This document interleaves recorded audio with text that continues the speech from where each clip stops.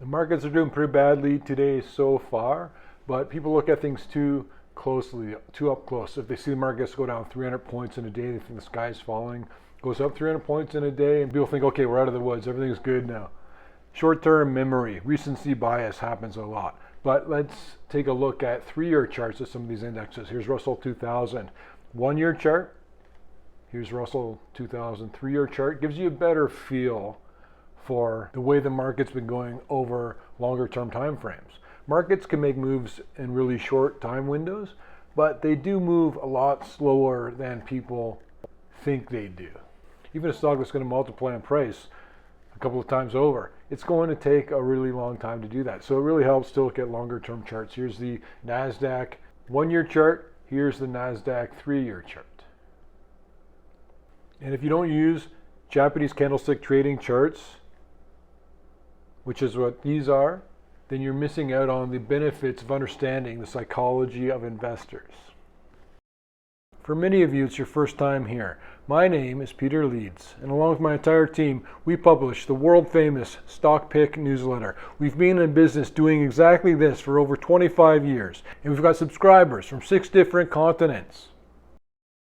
But I wanted to make a point that I didn't mention in the last video on purpose, because I wanted to see how you guys reacted to it, if you noticed it, what I was trying to do there. Not that I was trying to do it, I didn't really do a good job and I didn't explain it, but I'll tell you now what it was. Every single clip, almost every single clip from the last video is saying the same story. Almost every clip is saying, buy gold, buy gold. Gold is undervalued. Gold is a flight to safety. Gold is going to go up in price as war breaks out.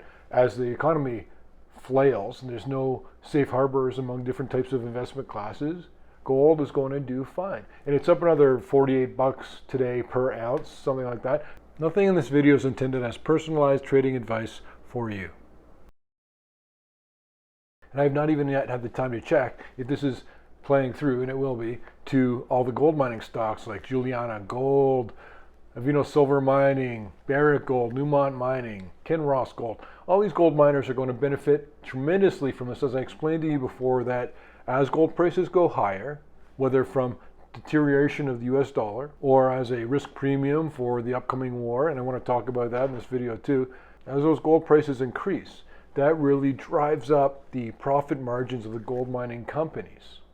So gold prices go up 10%, your gold mining company might go up 100%. But it takes a long, long time.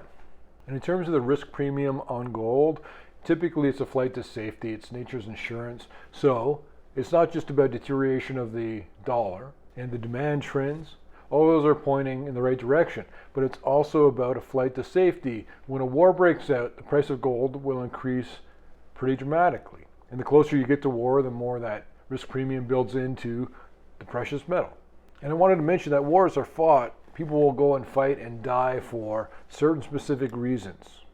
A big one is security. That's what the Afghanistan war was about. We want to make sure that they're not training Al-Qaeda terrorists there so they come back and hit us here. So that was about security. On the public face of it, it was about a lot of other things too. I know everyone's like shouting at me now. There's a lot of reasons, even for the war in Iraq. You can say it's about oil. And I told you the oil wars are going to come up as we get closer and closer to the depleting reserves. And it's going to mix in with all this other stuff going on macroeconomically right now. The other things that people will go to war for is territory, religion, you know that one, resources, like when we were choking off the resource supply lines to Japan and then they attacked us with Pearl Harbor, and we're doing similar things to that with China now, of course.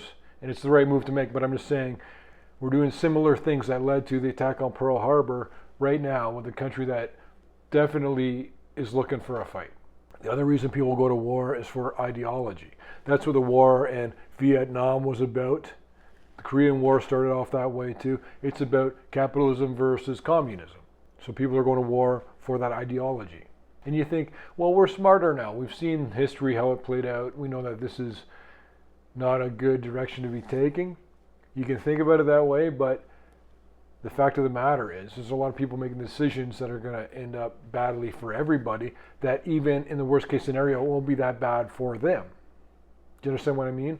So if you're the dictator, and speaking of Vladimir Putin, President Xi, they're meeting in person next week. This is going to be bad because there's a lot of things that if China gets involved at all in the Ukrainian war on a more publicly visible way,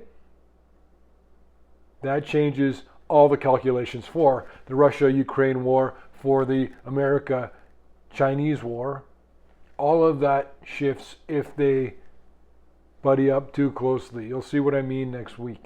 So that's all the time I got today, guys. I got to run. I'm behind the schedule so badly. We love you guys. We hope that you guys understand what's really going on with the markets right now. Let this time pass. I told you, keep your head down. Just wait.